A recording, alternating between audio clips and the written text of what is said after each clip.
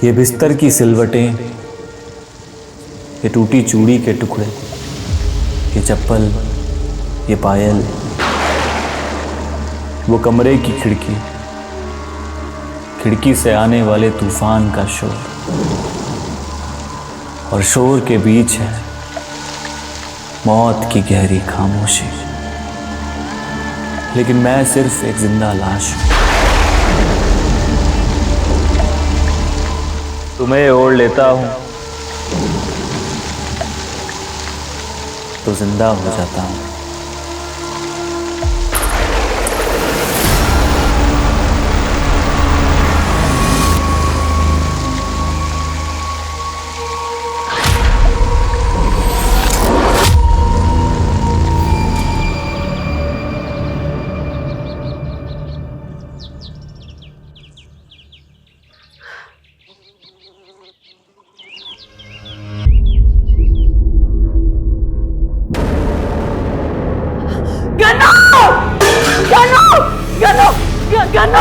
गन्नू! संचित! संचित! देखिए गन्नू को क्या हुआ। गन्नू! गन्नू! क्या हुआ? गन्नू! भैया! भैया!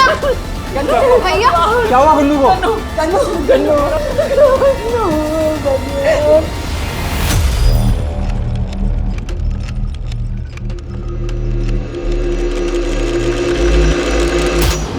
एक पुलिस ऑफिसर होने के नाते मैंने कई नाको चने चबा देने वाले केसेस सॉल्व किए हैं। मेरे काम करने के तरीके, मेरी बहादुरी के लिए मुझे बहुत से मेडल भी मिले। लेकिन कुछ केसेस ऐसे होते हैं जो मेरे जैसे पुलिस ऑफिसर को भी सेल्फ डाउट में डाल देते हैं। ये केस भी बिल्कुल वैसा ही था। इस केस की खोई हुई कड़ियों को जोड़ते वक्त कई बार मेरे मन में ये सवाल आया कि क्या मैं इस केस की गुत्थी को सुलझा पाऊंगा। एक्चुअली ये केस अपने आप में इतना विचित्र था कि इस केस को केस स्टडी बनाकर पुलिस एकेडमी के करिकुलम में जोड़ दिया गया। आई वुड से ये केस मेरे करियर के one of the toughest cases में से एक था।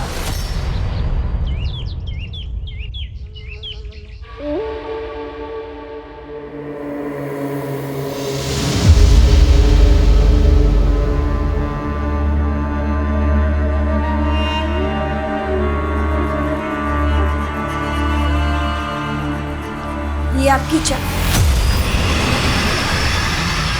ये सब क्या है? ऑफिस के लिए लेट हो रहा है, अभी आके बात करता हूँ। पर आप ऐसे ही ऑफिस जाएंगे क्या? सुनिए सुनिए। पूजा, ये कौन था? वो आपके देवर ही थे।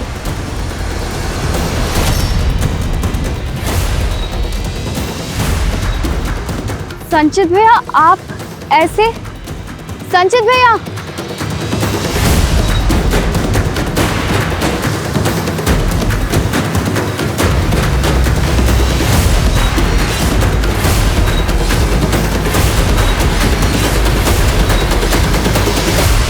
पहले गन्नू गुजरा और अब संचित ऐसा बर्ताव कर रहा है। ये अचानक से हो क्या रहा है ये सब?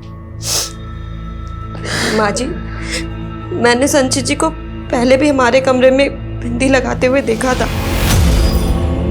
अरे इस बार तो उन्होंने हद ही कर दी। मुझे तो लगता है संचित भैया में कोई गन्नू की आत्मा तो नहीं है। लतिका, क्या कुछ भी बोले जा रही है? हाँ, देखो, अगर कोई आत्मा का चक्कर वक्कर भी है तो गन्नू की आत्मा उसे लड़की क्यों बनाएगी? मुझे तो ना ये कोई मेंटल डिसऑर्डर लग रहा है। सरिता, वो त्रिदेव इंटरप्राइज की रिपोर्ट सबमिट करनी थी तुम्हें, कितना टाइम लगेगा? वो फाइल तो मैंने संचित को दी थी मैडम, लेकिन आप कौन है जो मुझसे ये सब पूछ रही है? मजाक बंद करो सरिता। मजाक तुम कर रहे हो? किसी ब्यूटी कॉन्टेस्ट में पार्टिसिपेट किया है जो ये रिहर्सल चल रही है? साड़ी चाहिए तो मैं दूं? ये चला गया। ये देख, पापा कहीं मुंह दिखाने लायक छोड़ा है उसने। वो हमारा पड़ोसी गोविंद अभी आते हुए मेरी टांग खींच रहा था, बोला तुम्हारी एक और बहन है क्या जो संचित जैसी दिखती है? पापा इस तरह मुंह लटका के कुछ। ये लीजिए, आ गई आपकी सुपुत्री, उतारिए इसकी आरती अब। संचित, तो अपने साथ हमारा क्यों मजाक उड़वा रहा है? ये जो भी कुछ हो रहा है ना पापा, इसके जिम्मेदार आप हैं। मेरी वजह से? कहना क्या चाहता है तू? आपको नहीं पता मैं पापा, इसके ना होश उड़ गए हैं? ये क्या, ये हटा इतना सबको, हैं? और संभल जा वरना अच्छा नहीं होगा। देख भैया, मैं ना अपने पूरे होश में, और मैं जैसा भी हूं ना, मैं जैसा भी हूं, मुझे मेरे हाल पे छोड़। संचित, लतिका, तुझे मजाक लग रहा है, हैं?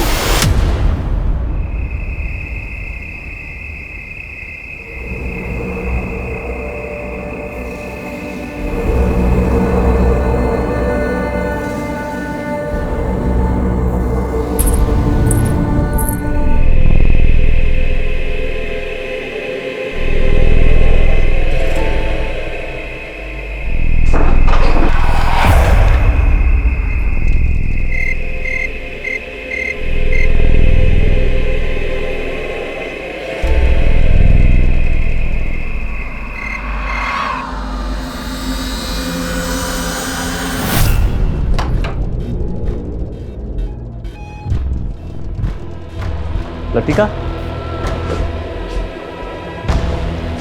लतिका,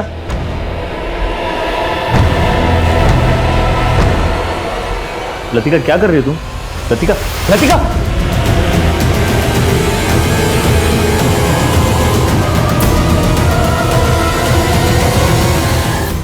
एक साल की अवधि और एक परिवार के 2 सदस्यों की मौत। ये फहरिस्त बड़ी तेजी से 2 से 3 और फिर 4, 5, 6, 7 का क्रम लेकर न जाने कितनों को निगलने वाली थी, जो पुलिस के लिए एक ऐसी चुनौती बनने वाला था जिनकी उन्हें फिलहाल भनक तक नहीं हुई थी। और इस केस के केंद्र पे था संचित। आखिर क्या वजह थी जो वो एक औरत का भेष धारण करके अपना मजाक उड़वा रहा था? पर संचित हमेशा से ऐसा नहीं था। उसके जीवन का एक और परिवेश भी था।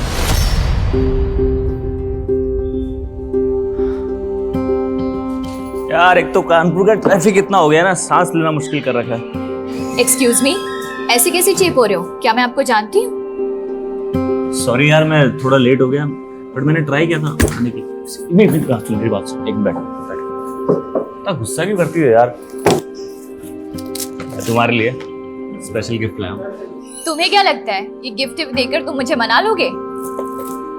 देखो, मना भी लूंगा और शादी भी कर लूंगा, और शादी के बाद हो सकता है हमारे 1, 2, 3, 4 बच्चे हो। फिर अच्छा, मतलब मुझे बेब से बहन जी बनाने की प्लानिंग है। मैं पहले ही बता देती हूँ, शादी के बाद ना मैं अपनी जॉब नहीं छोड़ने वाली, और ये साड़ी वाड़ी मंगलसूत्र वूत्र ये सब भी नहीं पहनने वाली। ठीक है, ठीक है, ठीक है, ठीक है, पक्का पक्का।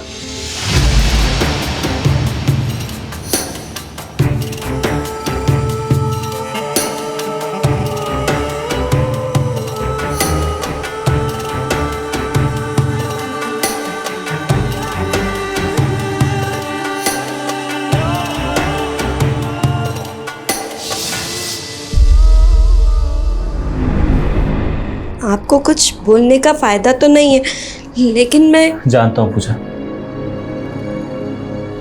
ये सब करके मैं तुम्हारा दिल दुखा रहा हूँ ना, पर मैं मजबूर हूँ। ऐसी कौन सी मजबूरी है आपकी? मैं आपकी वाइफ हूँ, एटलीस्ट आप मुझे तो बता ही सकते हैं ना। एक सपना देखा था मैंने। कैसा सपना? बहुत बुरा सपना। पापा, पापा! क्या हुआ? पापा, अपने खेतों में आग लग गई। क्या? हाँ पापा, सारी की सारी फसल जल के राख हो गई। हे भगवान, कौन से जन्म का बदला ले रहा है? नुकसान पे नुकसान हुआ जा रहा है। पापा, जब घर का मर्द ही अपने हाथों में चूड़ियां पहन के रहेगा तो पनौती तो लगेगी ही ना।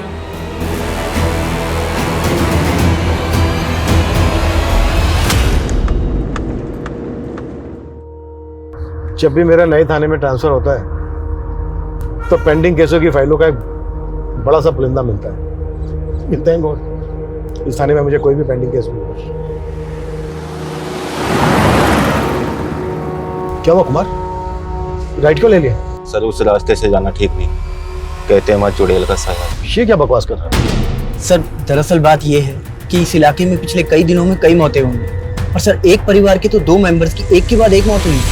नेचुरल डेथ या फिर मर्डर केस? पहली मौत की तो कोई रिपोर्ट नहीं हुई थी, लेकिन सर जब दूसरी मौत हुई तो हमें थाने में एक अज्ञात आदमी का फोन आया था। उसने कहा कि एक लड़की का मर्डर हुआ। हेलो, एक मिनट रुकिए आप लोग। आई एम सॉरी, लेकिन आप लोग अभी लाश का अंतिम संस्कार नहीं कर सकते। क्या सर? ऐसा क्यों कह रहे सर आप? देखिए, पहले लाश का पोस्टमार्टम होगा, उसके बाद आप अंतिम संस्कार कर सकते हैं। पोस्टमार्टम? देखिए, हमें इन्फॉर्मेशन मिली है कि लतिका का मर्डर हुआ है। नहीं सर, किसी ने आपके कान भरे हैं। सर ऐसा कुछ नहीं है सर मेरी बहन की नेचुरल मौत हुई है। सर आप हमें अंतिम संस्कार करने दीजिए, पहले ही बहुत देर। देखिए, आप लोग हमारी बात। ये कौन है? सर ये मेरा छोटा भाई है, संचित।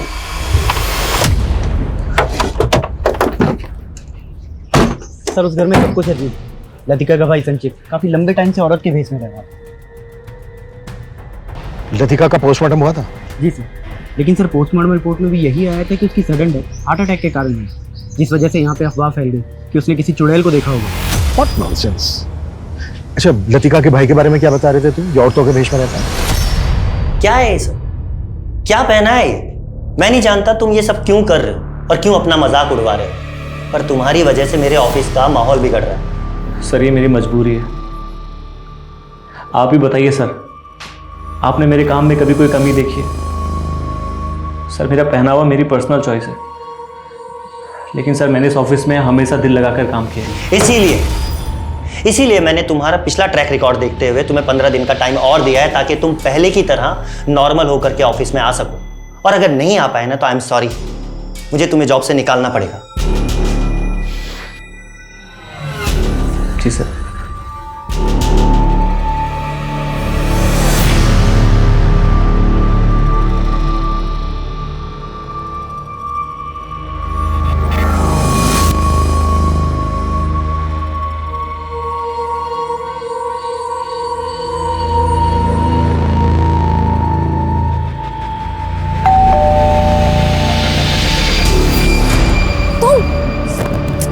बिना बताए मेरे घर पहुंच गए। तुम फोन क्यों उठा रही हो मेरा? तो मेरे घर में घुस जाओगे? मम्मी का यार ऐसे नाराज नहीं होते छोटी छोटी बात पे। अब अगर शादी के बाद भी तुम ऐसे नखरे करोगी तो मेरे तो दिमाग की दही हो जाएगी। बड़ा नाजुक दिल है मेरा, इतना प्रेशर नहीं झेल पाएगा। मेरे नखरे नहीं झेल सकते। शादी के बाद बिना जॉब के मेरे खर्चे झेल लोगे? अरे जॉब क्या, मैं ऐसा बिजनेस शुरू करने वाला हूँ, तुम्हारे इस घर से बड़ा बंगला होगा हमारा। सच्ची? और नहीं तो क्या। अनामिका,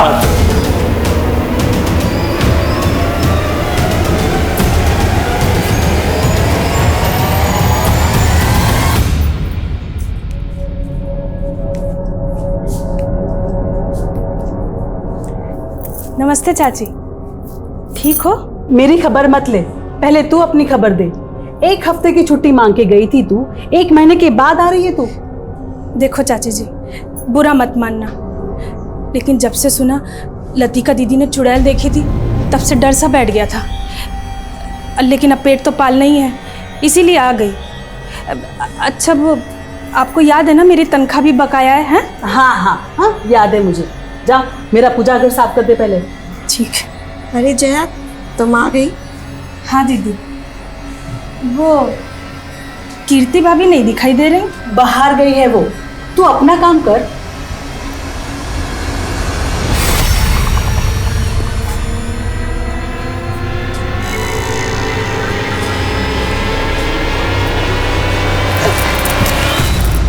दिव्यांशु, अरे छोड़ो ना। छोड़ के तो तू चली गई मुझे, और मुझे छोड़ के कौशिक को पकड़ लिया तूने। दिव्यांशु, बात समझने की कोशिश करो। भैया पर बहुत बड़ा कर्जा था उस परिवार का, इसलिए मुझे उसके पल्ले बांध दिया। लेकिन तुमसे वफा अभी तक निभा रही हूं ना, कौशिक को छूने तक नहीं देती। अच्छा,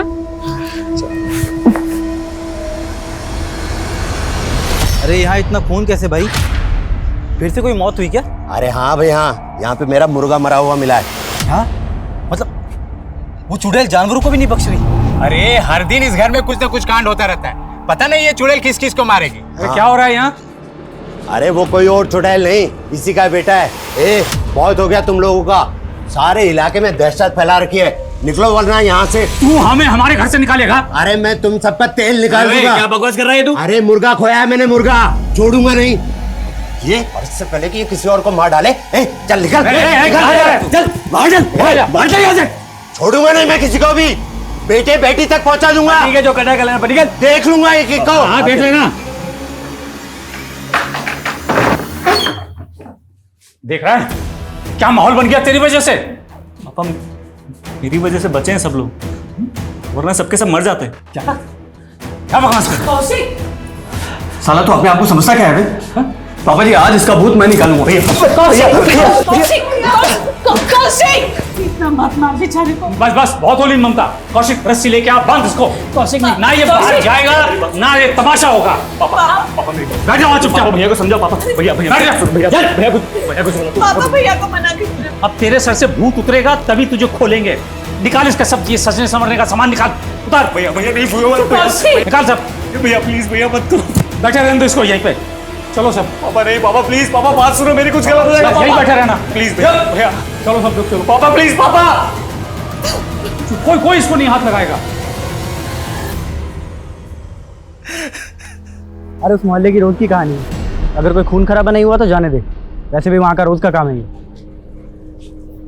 क्या हुआ आनंद? कुछ नहीं सर, वो कांस्टेबल शाम पेट्रोलिंग के साथ उसे पता चला कि उस मोहल्ले में एक मुर्गा मर गया है चुड़ैल के प्रकोप से। सर अब मोहल्ले वाले आलोक के बेटे को चुड़ैल बता रहे हैं। जब से मुझे इस केस के बारे में पता चला है तब से ये अजीब लग रहा है। कहीं ऐसा ना हो इस अंधविश्वास के चलते कोई बड़ा कांड हो जाए और बात डिपार्टमेंट में आ जाए। इस केस को बिल्कुल लाइटली मत लो, जाके पता करो कि मुर्गा ही मरा है, बात कुछ और है। और तब तक लतिका के केस की फाइल दो मुझे। जी सर।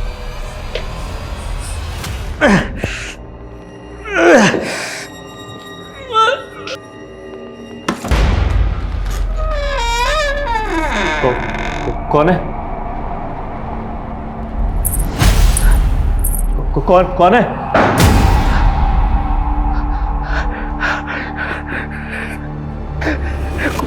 कौन है? प्लीज प्लीज मेरे घर वालों को मत मारना प्लीज।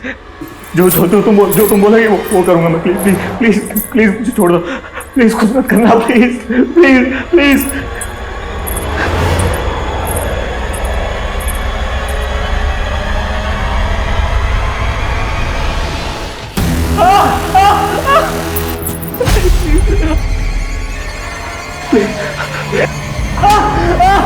संजीत, संजीत, संजीत, कौशिक, कौशिक खोल।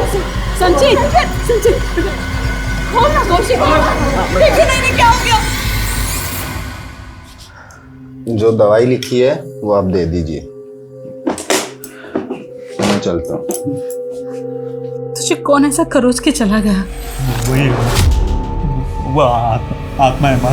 जया, क्या कर रही तू यहाँ पे? वो मैं पानी देने आई थी। रख यहाँ पे और रास्ते की छुट्टी, कल आना। जा जल्दी। वही आत्मा है माँ। वो सबको मार देगी माँ। उसने गर्मी को मारा है, उसी ने लतिका को मारा है माँ। वो सबको मार देगी, वो सबको मार देगी।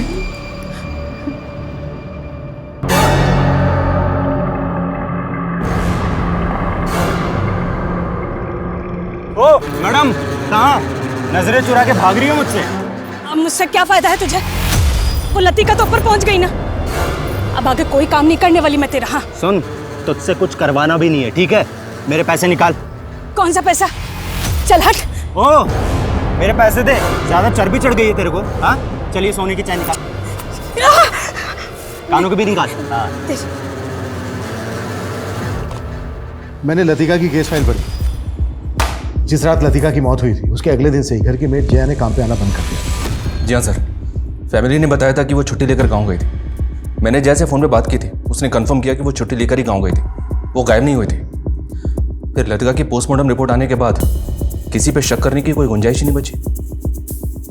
कोई चुड़ैल देख के हार्ट अटैक से मर जाए, ये कहानी अटपटी लग रही है मुझे। सर मैंने मोहल्ले में पूछताछ की है सर, वहाँ पे मुर्गा ही मरा था। लेकिन जब मैं लोगों से बात कर रहा था तो लोग आलोक के परिवार को वहाँ से निकालने की बात करने लगे। सर वो लोग आपसे मिलने की जिद कर रहे हैं। ठीक।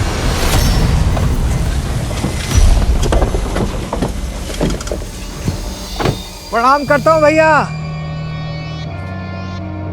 देखकर अच्छा लगा, अभी तक जिंदा हैं आप। तो क्या समझे? तूने ही मेरे बेटा बेटी को मारा है ना?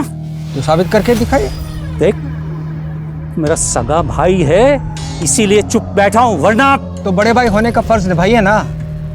दे दीजिए मुझे जो चाहिए। बड़ा भाई होने का फर्ज निभाऊं? ये ले। आप भी कोई मर्यादा पुरुषोत्तम नहीं है। चाप की मार चलेंगे। अभी मान जाइए, वरना बहुत खून बहेगा। साहब आप लोग ही कुछ कीजिए, वो चुड़ैल और कोई नहीं, आलोक का बेटा संचित ही है। क्यों भाई लोग? हाँ एकदम सही बात है ये सर। देखिए, ये बात सही है कि वो औरतों के भेष में रहता है, पर आप लोगों ने कभी उसको किसी को मारते हुए देखा है या कुछ ऐसा करते हुए देखा है जो गैर कानूनी है? साहब वो जो भी करता है रात में ही करता है। सारे इलाके में लोग बाग डरे हुए हैं, आप उन पे सख्ती बरतिए। देखिए, अभी आप लोग अपने अपने घर जाइए, मैं देखता हूँ। ठीक है सर।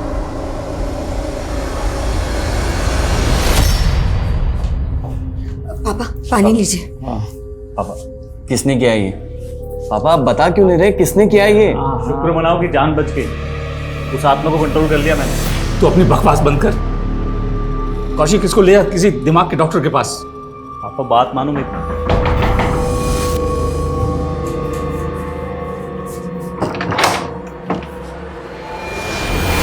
सर, इस बच्चे का थोड़ा दिमाग खिसक गया और कोई बात नहीं है।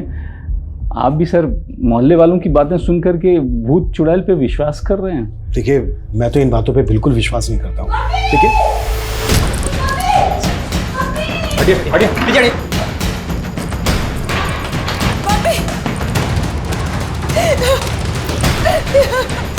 मम्मी! सर देखिए ना, देखिए मम्मी को क्या हो गया। मम्मी! वर्मा बाहर रुको सबको। रुकिए। पीछे रहिए। शांति। इनको टच मत कीजिए। इनको बाहर लेकर जाओ। सर क्या हुआ? अरे ये क्या कर रहे हैं आप? पीछे पीछे। देखिए, आप हमें हमारा काम करने दीजिए और पहले ये बताइए कि आपकी माथे को चोट कैसे लगी? क्या हमारे आने से पहले या किसी के साथ आपका झगड़ा हुआ था? हाँ, कोई झगड़ा नहीं था।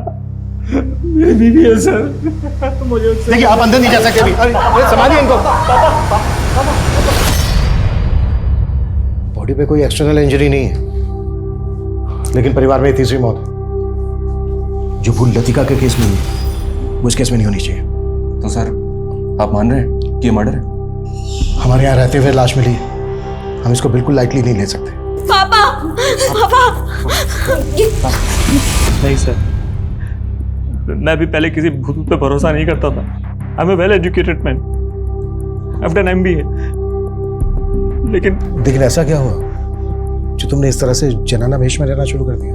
सर ये सब मैंने अपने परिवार को बचाने के लिए किया, ताकि उन्हें कोई आँच ना आए। फिर भी माँ तो चली गई तुम्हारी। ये उपाय कैसे सूझा तुम्हें? किसी तांत्रिक वांत्रिक के चक्कर में?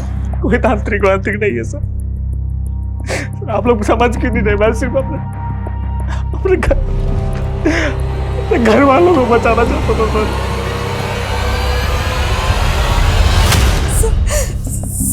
1 घंटा पहले तो सब कुछ ठीक था, मम्मी पूजा करने बैठी थी और फिर अचानक ये सब क्या हो गया? मुझे कुछ समझ नहीं आ रहा सर।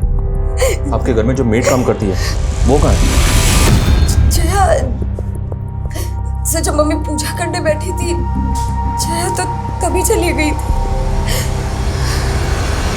सर मैंने जया के CDR निकाले तो उसमें राजन नाम के लड़के का नंबर मिला, और सरप्राइजिंग बात यह है कि मैंने पहले जब लतिका के CDR निकाले थे तो उसमें भी इसी राजन का नंबर मिला था।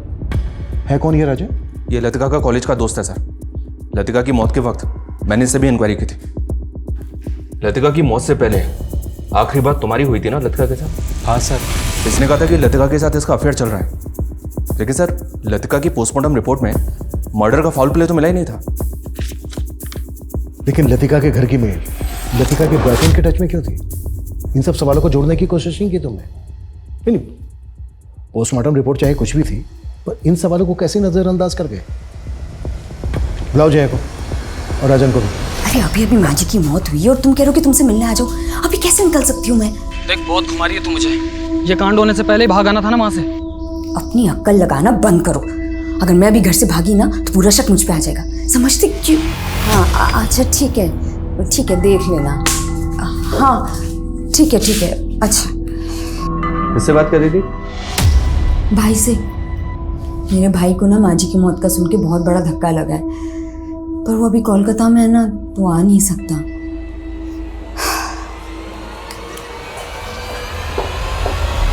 सब मैंने कुछ नहीं किया। वो तो राजन मुझसे लतिका के पहने हुए कपड़े मंगवाना चाहता था, इसीलिए मुझसे मिला था। और साहब मैंने उसे लतिका के पहने हुए कपड़े लाकर दिए थे बस। लतिका के पहने हुए कपड़े? क्यों? सब मुझे नहीं मालूम। उसने मुझे पैसे दिए और मैंने लतिका के कपड़े चुराकर उसको दिए थे। साहब मैं सच बोल रही हूँ, इसके अलावा मैं कुछ नहीं जानती साहब। देखो अगर कुछ भी। राजन गायब हो गया, ये झूठ बोल रही है। कहाँ है राजन?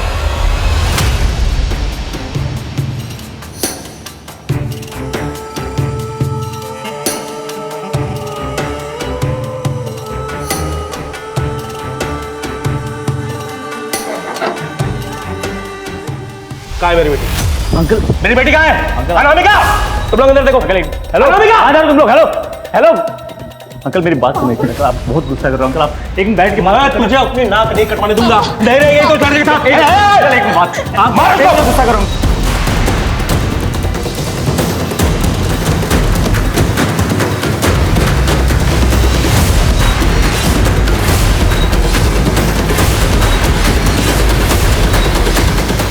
सर, लतिका की मां शांति की पोस्टमार्टम रिपोर्ट के मुताबिक उसकी मौत हार्ट अटैक से हुई है। बॉडी में ड्रग पॉइजन कुछ भी नहीं मिला है। इस रिपोर्ट के बेसिस पे इसे भी मर्डर केस नहीं माना जा सकता सर। लतिका की पोस्टमार्टम रिपोर्ट भी बिल्कुल ऐसी ही थी, मतलब बेटी की तरह मां भी मरी। जी हाँ सर, और अब तो मोहल्ले में यह अफवाह उड़ रही है कि लतिका की तरह उसकी मां ने भी किसी चुड़ैल को देख लिया होगा और उसने अपने प्राण छोड़ दिए। ये केस जैसा दिख रहा है ना, वैसा है नहीं। मुश्किल तो यह है सर कि आप किस बेसिस पे हम इसे एक मर्डर केस मान सकते हैं। ये भी कम सस्पिशियस नहीं है कि बेटी और मां दोनों एक ही तरह से मारे गए, जबकि दोनों में से किसी को भी हार्ट की कोई प्रॉब्लम नहीं थी। अगर हम मान भी लें कि ये मर्डर नहीं है, तो राजन क्यों गायब? सर मैंने आलोक के परिवार के बारे में सब कुछ पता किया है। सर 3 साल पहले तक वो लोग शहर में रहते थे। सर वो लोग वहाँ पे एक जॉइंट फैमिली में थे, जिसमें आलोक और उसके छोटे भाई शाश्वत का परिवार। सर आलोक और शाश्वत ने एक बिजनेस शुरू किया था। सर अचानक से आलोक अपने परिवार को लेकर बिजनेस और शहर दोनों छोड़कर गांव में आ गया और वहां आकर खेतीबाड़ी करने लगा। आलोक का अपने भाई के साथ कोई झगड़ा? सर ऐसा लग तो रहा है, क्योंकि सर अब वो बिजनेस आलोक के छोटे भाई शाश्वत के नाम पर। लेकिन सर एक बात बहुत अजीब, पिछले 1 साल में आलोक के खेतों में खड़ी फसल जला दी गई है। सर उसके खिलाफ आलोक ने कभी भी कोई कंप्लेंट फाइल नहीं की।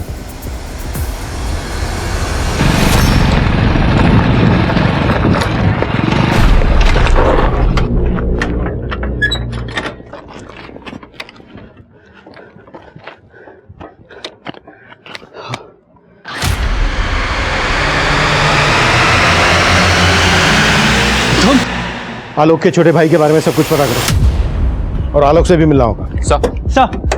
सर खेतों के पास एक लाश मिली।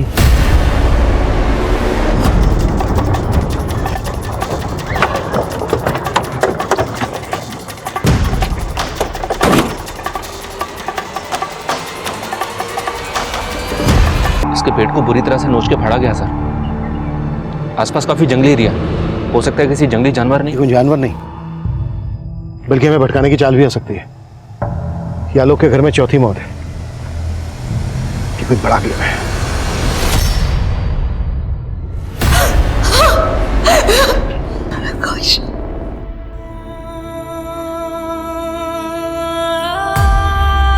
फसल के बीज लेने गया था कौशिक, और अचानक से कुछ नहीं हो रहा है आलोक जी। जो भी हो रहा है पिछले 1-1.5 साल से हो रहा है। पहले आपका छोटा बेटा गन्नू, फिर आपकी बेटी लतिका, और अब आपकी पत्नी शांति, आपका बड़ा बेटा कौशिक। और आप किसी पे शक भी जाहिर नहीं कर रहे।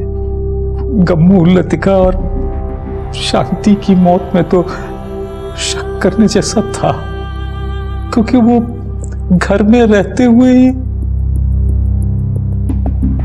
आपकी बेटी लतिका का एक राजन नाम के लड़के के साथ अफेयर चल रहा था, और राजन आपकी पत्नी की मौत के बाद से गायब है।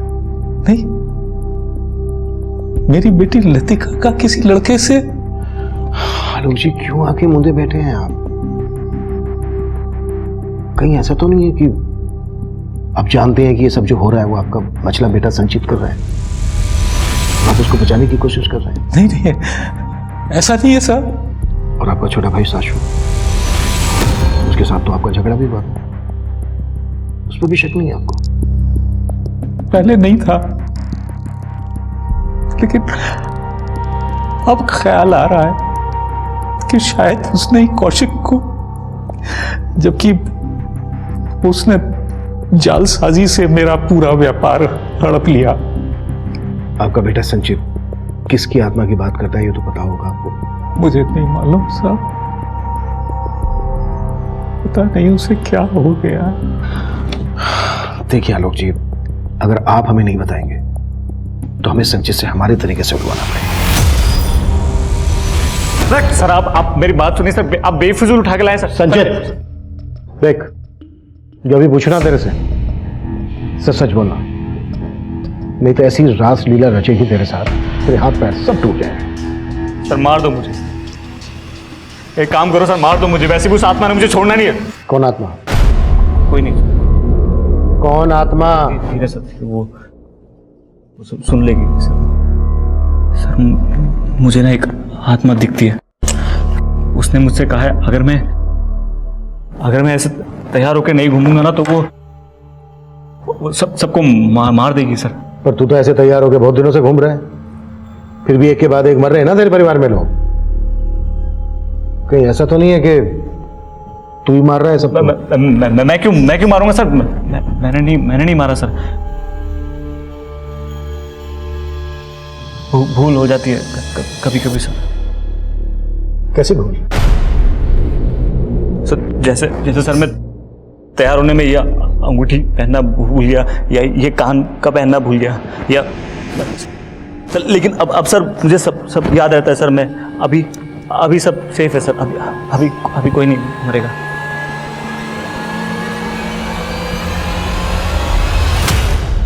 सर कौशिक की पोस्टमार्टम रिपोर्ट के मुताबिक पहले उसके पेट पर किसी धारदार हथियार से, उसके बाद उसके पेट को फाड़ा गया। उसके पेट में नाखूनों के टुकड़े मिले हैं सर। फॉरेंसिक का मानना है कि वो नाखूनों के टुकड़े किसी जानवर के नहीं बल्कि इंसान के। लेकिन लतिका और उसकी माँ का मर्डर हुआ हो ये भी तक कंफर्म नहीं। हमें इस केस के हर पहलू को इन्वेस्टिगेट करना होगा, उसके बाद सब कुछ कंफर्म हो जाएगा। देखिए, ना तो मैंने अपने बड़े भाई आलोक के साथ कोई बुरा किया है और ना ही उनके परिवार में होने वाली मौतों से मेरा कोई लेना देना है। उस बिजनेस में आलोक का जितना हिस्सा था मैंने उसे दे दिया था, लेकिन वो गांव वाले मकान पर कब्जा किए हुए थे, इसलिए उस मकान से निकालने के लिए ये आत्मा का चक्कर रचा तुमने। मैं ऐसा क्यों करूंगा? तेवर बहुत है शाश्वत के, ऐसा कॉन्फिडेंस दिखा रहा है जैसे इसके खिलाफ कुछ साबित ही नहीं हो पाएगा। पता करो, जिस दिन कौशिक का मर्डर हुआ था ये या इससे जुड़ा कोई आदमी उस एरिया में था क्या? जी सर, लेकिन सर इसमें मुझे एक और एंगल दिखाई दे रहा है। इस कीर्ति के सीडीआर देखे मैंने कि दिव्यांशु नाम के एक लड़के के साथ काफी टच में थी। कौन दिव्यांशु? शादी से पहले कीर्ति के साथ इसका अफेयर चल रहा था और शादी के बाद भी पति के रहते हुए कीर्ति इसके साथ काफी टच में। पापा, आपने सुबह से कुछ नहीं खाया, चलिए कुछ खा लीजिए।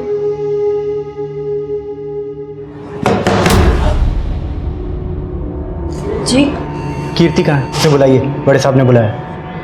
कीर्ति भाभी तो मार्केट गई हुई है। ये कीर्ति अचानक से गायब हो गई सर, उसका फोन भी बंद आ रहा है। और दिव्यांशु? उसका फोन चालू है। उठाओ उसको, वही बताएगा कि कीर्ति कहाँ गायब है। Okay sir. सर मैं मानता हूँ कि मेरा अफेयर चल रहा था, हम दोनों भागने भी वाले थे, लेकिन मैं खुद हैरान हूँ सर कि अचानक कीर्ति कहाँ गायब हो गई। गायब हो गई या तूने उसको गायब कर दिया? नहीं सर, कौशिक का मर्डर भी तुम दोनों ने किया है ना? नहीं सर, मैंने कुछ नहीं किया सर, और कीर्ति का भी मुझे नहीं पता सर, कहाँ चली गई वो, कसम से सर मुझे नहीं पता।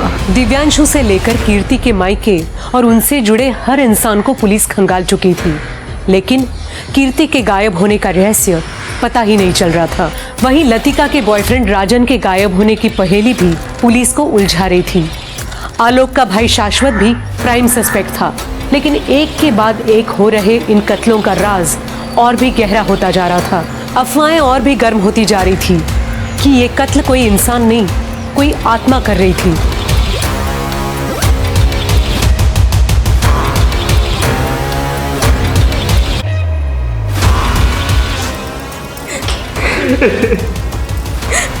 हटिए सचिन, आप हटिए हटिए प्लीज हटिए। आइए आइए।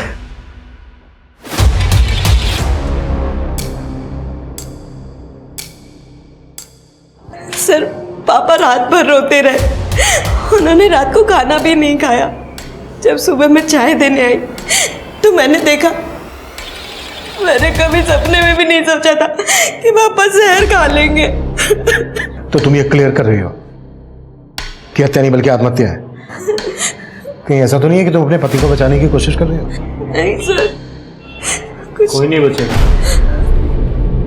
हम सबको मार देंगे। सचिन ऐसा कुछ नहीं होगा। पूजा मैं कह रहा हूँ अब नहीं बचेंगे, नहीं बचेंगे पूजा, रो मत, तुम रो मत, वो हमें नहीं छोड़ेगी, महात्मा नहीं छोड़ेगी। आनंद बोलो। सर हम लोग राजन को खांडवा में ढूंढ रहे थे। अपने एक खबरी से इन्फॉर्मेशन मिली है कि वो पास ही के गांव में अपने एक दोस्त के घर छुपा हुआ है। साहब मैंने कुछ नहीं किया साहब, मैं तो लतिका से प्यार करता था।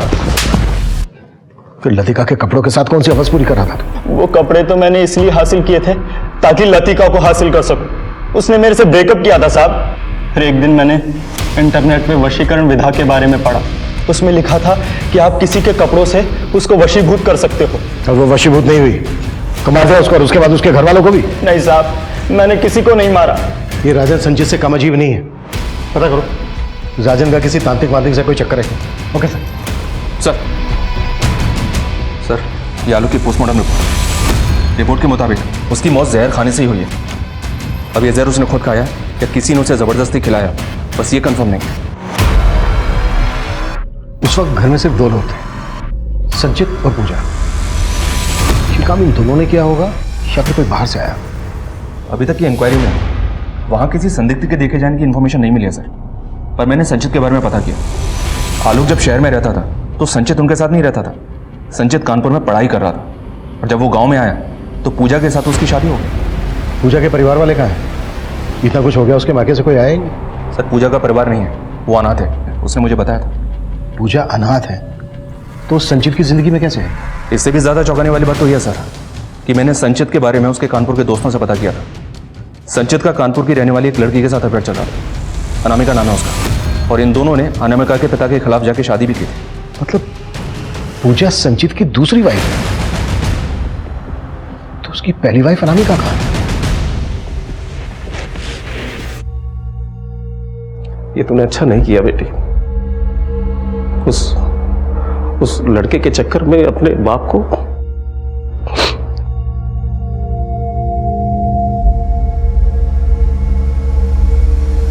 अच्छा नहीं किया बेटी तुमने।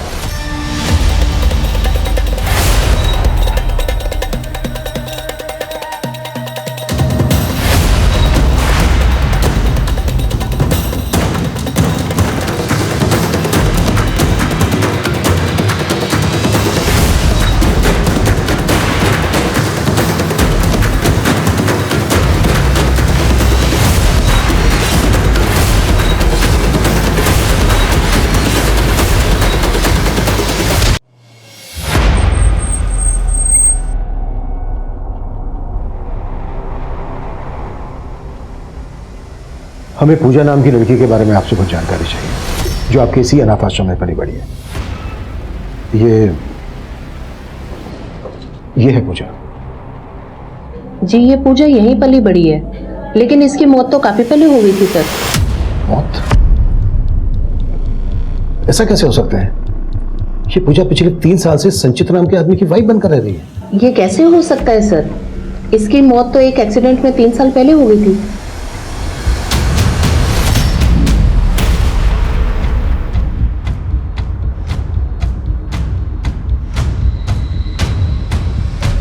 हाँ, प्यार करती थी वो संचित के साथ, और उसके लिए उसने मुझे छोड़ दिया। आपकी बेटी अनामिका है कहाँ? मालूम नहीं, लेकिन जब से वो उस लड़के के साथ भागी है, उसकी शक्ल देखने के लिए तरस गया। तुम कह रहे हो अनामिका 3 साल से गायब है, और मैंने अनाथ आश्रम के रिकॉर्ड चेक किए थे, उसके हिसाब से पूजा एक एक्सीडेंट में 3 साल पहले ही मारी गई। तो सर जिसके साथ संचित का परिवार रह रहा था वो पूजा ही थी या कोई आत्मा? सर संचित की लाश मिली है। What?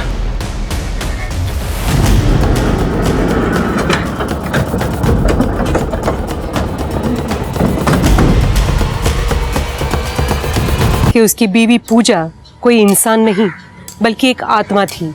लेकिन संचित की पहली बीवी अनामिका कहाँ थी और कीर्ति वो कहाँ थी? सर संचित की पोस्टमार्टम रिपोर्ट। सर उसकी मौत सर पर गहरी चोट और सर उसके ब्लड में ड्रग्स के ट्रेसेस भी मिले हैं। फॉरेंसिक का कहना है कि वो काफी लंबे टाइम से ड्रग्स ले रहा होगा। ड्रग्स ले रहा होगा या उसको ड्रग्स दी जा रही होगी। अनामिका उसकी जिंदगी में आई, अनामिका कहाँ है अभी तक पता नहीं चला है। और पूजा भी एक रहस्य बनी हुई है और कीर्ति की कहानी भी कुछ समझ में नहीं आ रही है। सर पूजा के कॉल रिकॉर्ड में एक नंबर है जो अक्सर अनाथ आश्रम वाले एरिया में एक्टिव रहता है। जाहिर सी बात है कोई आत्मा तो फोन करेगी नहीं। आई एम श्योर ये अनाथ आश्रम वाले कुछ हमसे छिपा रहे हैं। सर कानपुर पुलिस से एक इन्फॉर्मेशन मिली है जो बहुत ही चौंकाने वाली है। अनामिका के पिता शिवेंदु की एक और बेटी है पौमिला जो कनाडा में रहती है और ये पौमिला कोई और नहीं पूजा ही है। ये पूजा 3 साल पहले कनाडा से इंडिया आई है और अब कानपुर पुलिस से पता चला है कि इसको दोबारा से कनाडा का वीजा मिला और इसके साथ साथ इसके बाप शिवेंदु को भी कनाडा का वीजा मिला। मतलब दोनों बाप बेटी कनाडा भागने की फिराक में। शिवेंदु का फोन दिल्ली के चाणक्यपुरी में बंद हुआ था। हो सकता है वो वहां किसी होटल में रुके हो और दिल्ली एयरपोर्ट से कनाडा के लिए फ्लाइट लेने वाले हो। दिल्ली एयरपोर्ट पे अलर्ट भेजो और चाणक्यपुरी के हर होटल में इंक्वायरी करो at fast. Okay sir. Verma quick.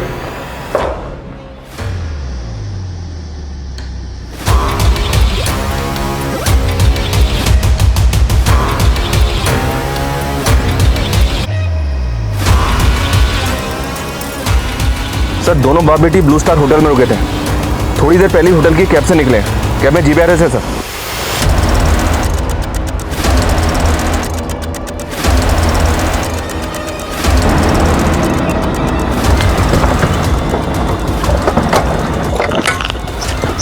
क्या तरीका ये? पकड़ो इसे। चलो अंदर।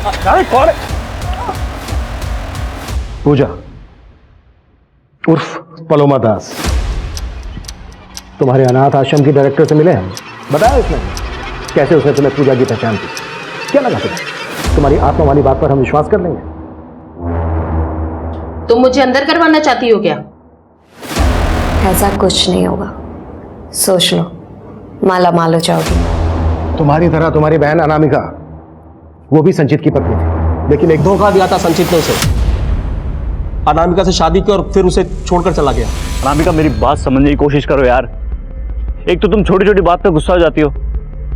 मेरे चाचा ने पापा का बिजनेस हथिया लिया है। अभी पापा ऑलरेडी टेंशन में, कैसे बताऊं उन्हें कि हमने शादी कर ली है। मैंने तुम्हारे लिए अपने पापा को छोड़ दिया और तुमने अब तक अपने घर पे ये भी नहीं बताया कि तुम शादीशुदा हो। तुमने मुझे धोखा दिया।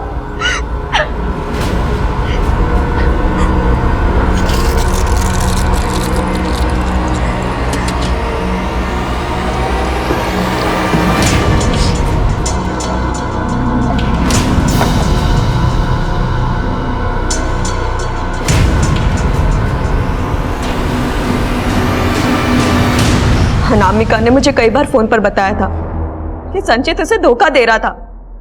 संचित की वजह से मेरी बहन ने सुसाइड किया था, इसीलिए मैं संचित से बदला लेना चाहती हूँ। और पलोमा ने मुझे कॉल किया और सब कुछ बता दिया और फिर हमने एक प्लान बनाया। और प्लान के अकॉर्डिंग मैं इंडिया आई, पूजा बनकर संचित की लाइफ में एंट्री किया और मैं संचित को धीरे धीरे खाने में ड्रग्स मिलाकर देने लगी। संचित कहता था कि उसको आत्मा दिखाई देती है, कैसे? ये भी मेरा ही आइडिया था।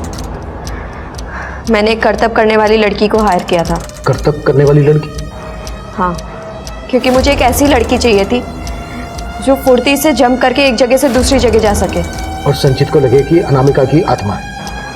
हाँ।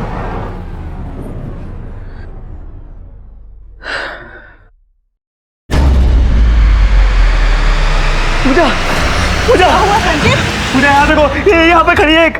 यहाँ देखो पूजा, इसे कोई नहीं खड़ी है। पूजा खड़ी है, सच में मैं झूठ नहीं हूँ। पूजा कोई नहीं है। तो पूजा खड़ी है यहीं पे। कोई नहीं है, देखो खड़ी है पूजा, खड़ी है। संचित ट्रस्ट मी, कोई नहीं है। देखो देखो कोई भी नहीं है। आपको वहम हुआ होगा, कोई नहीं है, देखो कोई नहीं है। पलोमा ने उसे यकीन दिला दिया था कि उसे अनामिका की आत्मा दिखाई देती है और फिर उसके भाई को खत्म कर दिया।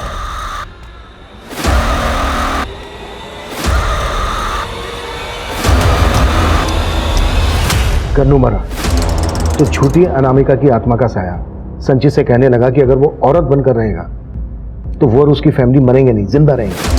हाँ, क्योंकि मैं पूरी दुनिया के सामने संचित का तमाशा बनाना चाहती थी।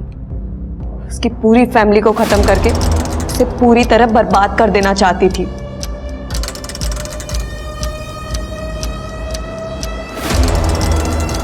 तुम कीर्ति को भी मैंने मार दिया था जब वो अपने और मैंने कीर्ति की लाश वहीं गाड़ दी। और आपको लगे कि ये सब कीर्ति ने किया है। आलोक और संचित को भी तुम्ही ने मारना तो मैं उन दोनों को भी चाहती थी, और पहले बाप ने सुसाइड किया। ड्रामा तो काफी किया तुमने। ये सब करने के लिए जाहिर सी बात है बहुत सारे पैसों की भी जरूरत पड़ी होगी। उसका भी इंतजाम हो गया था। जीवन राम बिल्डर उस गांव में एक हाउसिंग कॉम्प्लेक्स करना चाहता था, लेकिन आलोक समेत गांव के सारे लोग अपनी जमीन बेचना ही नहीं चाहते थे। मैंने बिल्डर को यकीन दिलाया कि मैं इस इलाके के सभी लोगों को यकीन दिलाऊंगी कि यहाँ पर भूत है। सभी अपनी जगह छोड़कर चले जाएंगे। बिल्डर को मेरा प्लान पसंद आया, सो उसने मेरा ये प्लान फाइनेंस कर दिया। इस केस की कहानी अपने आप में किसी सस्पेंस थ्रिलर नॉवेल के प्लॉट से कम नहीं है, लेकिन अपराध की योजना बनाने वाला दिमाग भी अक्सर अपनी कल्पना को एक हकीकत की शक्ल देने की कोशिश करता है। पोमिला उर्फ पूजा ने भी एक हद तक ये साबित कर दिया था कि उसने एक परफेक्ट क्राइम का एक परफेक्ट ताना बाना बुना था। लेकिन कहते हैं ना, अपराधी चाहे जितना भी शातिर हो, क्राइम नेवर पेज। अब मैं सोनाली कुलकर्णी आपसे विदा लेती हूँ। फिर मिलेंगे एक ऐसे ही चौंका देने वाले केस के साथ क्राइम पेट्रोल सतर्क में। तब तक अपना और अपने परिवार का ख्याल रखिए।